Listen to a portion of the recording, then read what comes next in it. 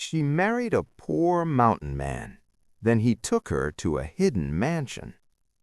Mercy Lane never forgot that winter morning, the wind scraping the boards and her mother coughing like each breath had a price. A lone homestead sat on Wyoming's benchland, snow piled against the door.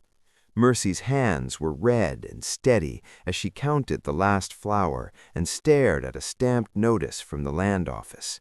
3 weeks to pay a filing fee or the claim would be reassigned. Her mother's fever wouldn't break. Her little brother Ben tried to smile anyway. Mercy smiled back with only half her face. That afternoon, a man appeared at the fence line where the sage began. No wagon, no partners, just a mule, a pack, and a stillness that made Mercy pay attention. His coat was patched, his beard was weathered. Folks would call him poor without asking his name, yet his gray eyes held no begging, only focus. "Ma'am," he said, hat in his hands, "Silas Crow. I cut timber up in the Black Needle Range." Mercy didn't invite him in quickly. In hard country, you measure strangers. Silas didn't push. He waited in the cold until she nodded. Inside, the heat was thin. Silas saw the notice on the table and looked away, like he hated how paper could threaten a family. "Claim men are pushing lines," he said. "They pushed mine first. Now they're pushing yours." Mercy's stomach tightened. "How do you know?" Silas set a small cloth pouch on the table. Coins clinked, enough to matter. "Because I've watched how they move whole valleys with ink," he said, "and because I came to offer a way out that isn't charity." Mercy folded her arms. "Say it plain." Silas swallowed once. "Marry me," he said, "on paper and in practice. I'll cover your filing fee, I'll get your mother to a doctor I trust, and you come with me." Ben's eyes went wide. Mercy waited for the demand, the trap. It didn't come. Instead, Silas added, softer, "I don't want a servant. I want a partner. The mountains make a man reckless when he's alone." That night, Mercy sat by the stove long after the others slept, listening to the wind worry the window. Pride felt heavy. Love felt heavier. She kept seeing her mother's hands, thin as kindling. By morning, she found Silas fixing her broken fence post without being asked. He stepped back and let Mercy judge if it stood straight. "Why help before I answer?" she asked. "Because I'm not buying you. You can still say no." Before Mercy could reply, 2 riders crested the hill, clean coats, polished saddles, smiles that didn't warm anything. They spoke of corrected boundaries as if it was weather. Mercy felt small until Silas calmly asked them for their papers.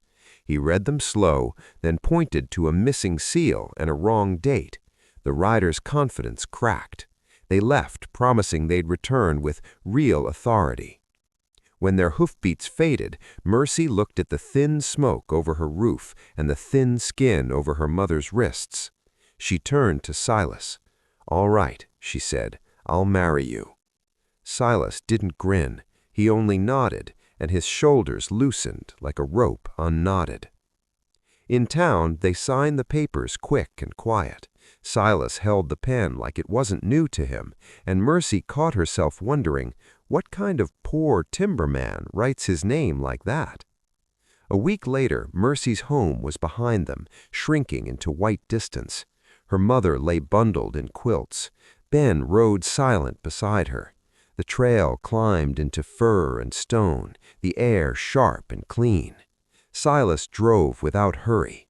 When her mother shivered, he warmed a brick. When the horses spooked, his voice stayed low and certain. Poor men didn't usually move with that kind of practiced care. By the 3rd evening, the canyon walls tightened close. No cabin, no smoke, only a narrow split in the rock, half hidden by juniper. Silas stopped the wagon and listened. From deep inside that dark cut, Mercy heard running water. He lifted a lantern and looked back at her, not asking permission, asking trust. What was a timberman doing with a trail no one in town ever spoke about? Mercy stepped down into the snow and followed him into the mountain. Stone brushed Mercy's shoulders, lantern light shook across damp rock, the air smelled of water and pine. Then the canyon opened. A hidden bowl of land sat sheltered from the wind, a creek threaded through winter grass still green at the roots, and against the far wall, built into pale stone, rose a lodge of timber and warm light. Not a shack, not a trapper's den. Windows glowed, smoke curled steady from a chimney. Mercy stopped so fast, her breath fogged the lantern glass. Silas stood beside her, face tight with nerves he hadn't shown on the trail. "I didn't bring you here to impress you. I brought you here because it's the only place I've ever tried to build right." "How?" Mercy managed. "I used to draw maps for railroad men. Then I watched them use my lines to push families off their water. So I walked away. I traded, saved, bought what I could, and kept this canyon quiet." He looked at the creek like he owed it something. "This place isn't treasure, it's shelter." Inside, the lodge felt lived in, not fancy. A long table with scratches, books with bent spines, a rocking chair near the fire. On one wall, children's drawings pinned with plain tacks. Mercy's heart dipped. "Children?" Silas nodded. "Families pass through," he said. "Folks who get pushed, the way you almost were. I feed them, rest them, send them on." So that was the secret, not gold, a hidden kindness. But kindness has enemies. 2 days later, a survey crew appeared at the canyon mouth. Bright flags, clipboards, the same thin smile Mercy had seen at her fence line. Their foreman called out, friendly as a snake, "Company's marking a new route. This water is due for proper use." Silas's first instinct was to disappear. Mercy saw it in his stance, years of surviving alone. Mercy stepped forward instead.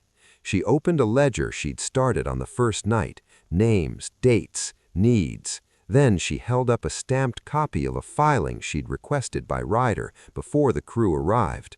"If this is company water," Mercy asked, calm, "why does the county record list this spring under a charitable trust filed last month?" The foreman blinked. He hadn't expected that language from a woman in worn boots. Behind Mercy, the lodge door opened. People stepped out, quiet, ordinary, steady.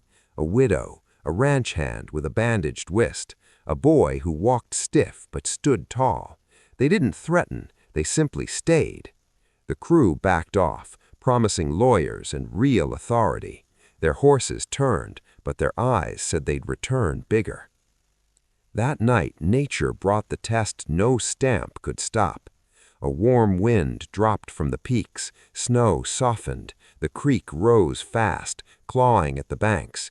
There were no speeches, only motion.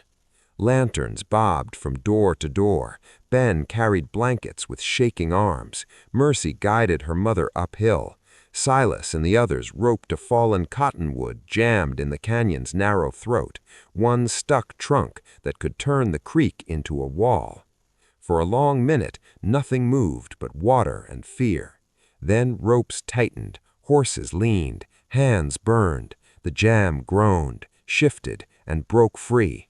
Water surged, angry but flowing, and the lodge was spared by inches.